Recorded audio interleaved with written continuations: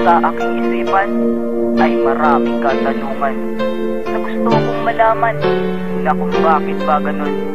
Bakit ikaw pa ang napili kong title family?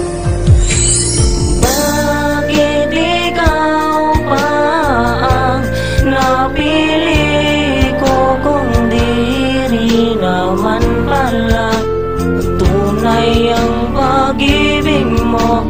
Ako ay niloko mo lang, iniwan mo na iisa. O bakit ba ikaw pa ang napili ko? Sa lahat dahil sa galit at puot, kaya ko nagawang isulat. Huwag niyo sanang ikagulat, di ko lang mapipigilan itong aking katanungan. Paano ko malilimutan ang sakit nakadikit na sa aking puso at isipan? Dahil sa niloko mo, kaya ko naipinta to.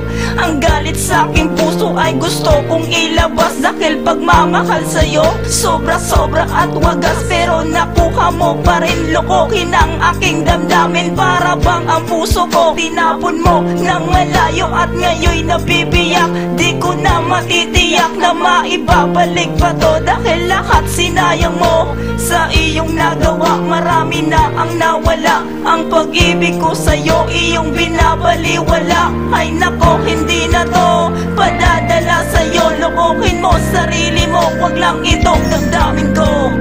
Bakit ikaw pa ang napili ko kung di rin naman pala tunay ang pag-ibig mo? Ako ay niloko mo lang, iniwan mo na iisa. O bakit ba ikaw pa ang napili ko?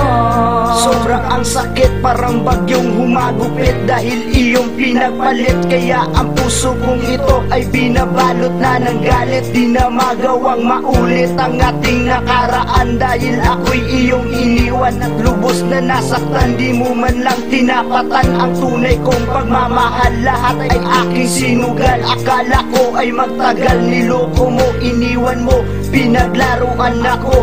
Ang sama-sama ninyo, kaibigan ko, kasama mo. May ginagawa kayong labag sa pagkatao ko, at ito pa ang masakit, dahil ang pagkatao mo ibinigay mo sa kanya, at ika'y nagpadala sa iyong kalasingan, at iyong kinalimutan ang ating pagmamahalan. Tapos sasabihin mo na ako'y mahal mo.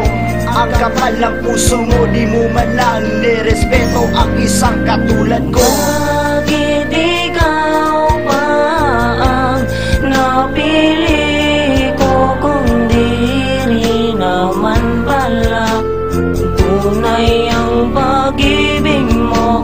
Ako ay niloko mo lang, iniwan mo na iisa. O bakit ba ikaw pa ang napili ko? Ang sabi ko, o yan tuloy ang natamo ng kaibigan kong ito. Advice ko lang para sa'yo, o bilang kaibigan ko. Buo na ba ang iyong pasya? Nakalimutan mo na siya, dahil ngayon alam mo na ang tunay na ugali niya. Kaya ngayon sa susunod, huwag ka nang padadala sa mga taong manluloko, mang-aakit, manggagamit at mahilig manakit. Tanong ko lang kung bakit may mga taong manluloko, di marunong makontento sa kinakasama. Ugaling napakasama, makakaya nyo pa bang baguhin ang ugali nyo? Paano kung gawin sa'yo, lukuhin at iwanan ka ng minamahal mo? Ano ang sa tingin mo?